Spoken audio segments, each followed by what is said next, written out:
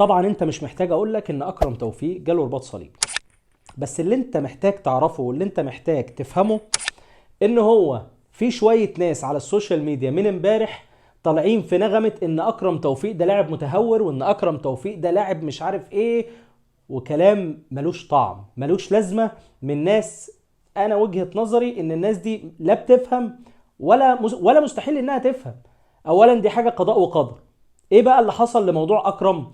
اكرم كان في كرة مشتركة مع كهربا، بيعمل جامب هو وكهربا على الكوره على اللي يلحق الكوره، فكهربا نزل عادي خالص لوحده تماما، واكرم نزل عادي لوحده تماما، بس نزل على رجل ثابته ورجله اتلوحت منه. فده اللي حصل بالنسبه لاكرم، لا كهربا لمسه ولا حد لمسه، وده قضاء وقدر. وده كلام اكرم توفيق عشان الناس بس اللي طلعت وقالت ان هو متهور وان هو مش عارف ايه وان هو بيلوم على كهربا وان كهربا مش عارف ايه، والناس اللي احنا عارفين اللي هم مالهمش اي شغلانه غير ان هم بس عايزين يوحشوا صوره الاهلي وبس من غير اي سبب. احنا بقى جايين نقول لكم الحقيقه ايه. طيب بالنسبه لملعب التتش، معاك في كل اللي هتقوله قبل ما تتكلم وتقول لي ان ملعب التتش وحش وملعب التتش وملعب التتش. هقول لك انا ملعب التتش اللي انت ما تعرفوش ان ملعب التتش السنه اللي فاتت اتعمل له تأهيل وتجهز، وكان الدنيا ماشيه معاه كويس جدا، والاداره دفعت فلوس ان النجيله تتغير وان الملعب يكون احسن وافضل، وده حصل بالفعل. طب لسه في مشاكل فيه؟ في مشاكل فيه لسه، بس لا يؤدي الى ان هو ما يتلعبش عليه، وده كلام من الاداره. عشان انا سمعت كلام كتير انه بيقول لك ان الملعب هو السبب، الملعب هو المشكله، الملعب فيه حفره مش عارف ايه، الملعب فيه ايه. كل الكلام ده لا يا جماعه، الكلام ده مش موجود. معاك لو انت هتقول الكلام ده لو موجود هيتحاسب في الاداره، انا كده كده معاك في ان الاداره تتحاسب قولا واحدا. الاداره تتحاسب في ايه؟ الاداره تتحاسب في ان ملعب التتش او الملعب ده هو ملعب التدريبات بتاع النادي الاهلي. الملعب ده ما ينفعش غير ان هو يكون على اكمل وجه، لان هو ده الاساس بتاعك، هو ده اللي انت بتتمرن عليه. ايه المشكله ان انت تروح تأجر اي استاد تتمرن فيه لحد اما انت تظبطه وتعمل له اعاده بناء ولا اعاده هيكله تظبطه زي ما هو فيه؟ شوف ايه المشاكل اللي فيه وانت حلها وظبطها. لكن ملعب التتش هو السبب؟ لا، مش هو السبب. ملعب التتش ارضيته مش مناسبه؟ لا، هو ارضيته مناسبه باللي حصل فيه، بالتعديلات اللي حصلت فيه السنه اللي فاتت، وبالتالي مفيش اي شكوى منه.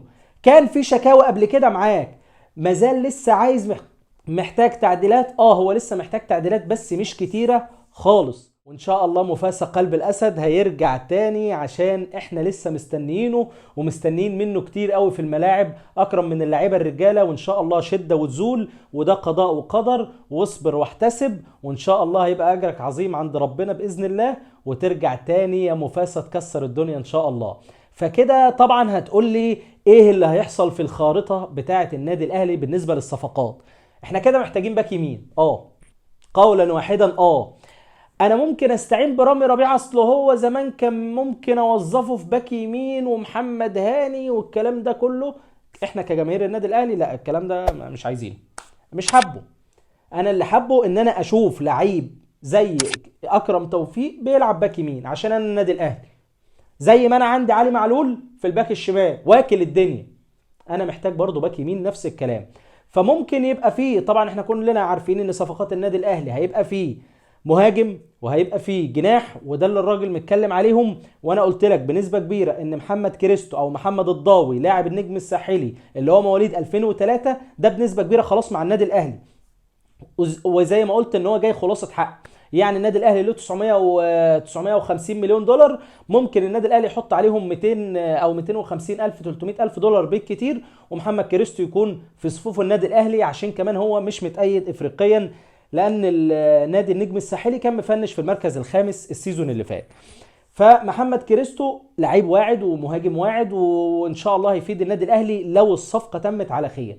احنا بقى لازم نضيف، افتح القوس وضيف لبند، احنا عايزين باك يمين محترم، باك يمين له تقله، باك يمين له وضعه. وبالنسبه بقى للمهاجمين اللي خلاص هيمشوا رسمي، حسام حسن رسميا هيروح لسموحه، هيرجع تاني لسموحه. الراجل مقتنع بشريف ومقتنع بشادي حسين ان هم هيكملوا معاه الفتره الجايه. من فتره في لاعب برازيلي الاهلي حاطط الرادار عليه عشان كولر اللي طالبه بنفسه. اللاعب البرازيلي ده بيلعب مهاجم 9 صندوق زي ما النادي الاهلي محتاج بالظبط، ان هو يدعم بصفقه اجنبيه محترمه في الخط الامامي مهاجم رقم 9. هيكون اضافه قويه لو الصفقه دي تمت، ولكن مارسيل كولر طالب ان هو يتفرج على فيديوهات اكتر للاعب ده. خلي بالك مارسيل كولر ما بيتفرجش على فيديوهات واحصائيات وكلام من ده، لا هو بيتفرج على ماتشات، فهو محتاج يشوف ماتشات اكتر للعيب ده.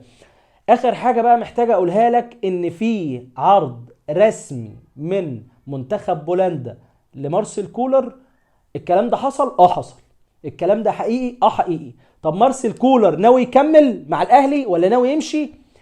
رد مارسيل كولر ان انا مركز دلوقتي مع فرقتي. بس خلي بالك مارسيل كولر ده مش مصري، مش ابن النادي الاهلي يعني الراجل ده لازم يتراضى ولازم يكون اموره مظبوطه مع الاداره. عارفين ان في شرط جزائي في عقده، واللي انت ما تعرفوش ان الشرط الجزائي ده هو ب3 شهور. يعني مارسيل كولر عايز يسيب النادي الاهلي يدفع 3 شهور ويتوكل على الله ويمشي، والنادي الاهلي نفس الكلام لو حب يسيبه يدفع له 3 شهور ويمشيه. طب هو ده حل؟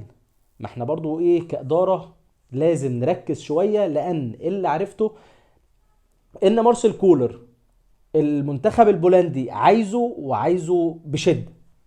مارسيل كولر ردوا على الاداره؟ خلي بالك اداره النادي الاهلي اول ما عرفوا الموضوع ده كلموا الراجل على طول، والراجل ما اخفاش سرا، والراجل كان صريح قال انا قدامي عرض، ولكن انا شايف دلوقتي ان انا محتاج ان انا اقفل الباب على فرقتي وان انا اكمل الموسم بتاعي. هو الراجل قال كده، قال ان هو محتاج يكمل الموسم بتاعه. طب هل الموسم الجاي ايه الكلام؟ طب اللي بعده ايه الكلام؟ فانا وجهة نظري ان بعد اول موسم احنا محتاجين من مارسيل كولر يعني الدنيا كده تبان، عشان اولا هو مش من مصلحته ان هو يمشي في نص الموسم، لان زي اللاعب زي المدرب اللي هو انت مشيت في نص الموسم فبيبقى عليك شويه علامات استفهام، ما حققتش، ما عملتش، ما وصلتش، كلام من ده. ولكن ده مؤشر خطر. منتخب بولندا منتخب تقيل ومنتخب كبير، فاذا مارسيل كولر على الرادارات، يعني مارسيل كولر في عيون دلوقتي بتشوفه.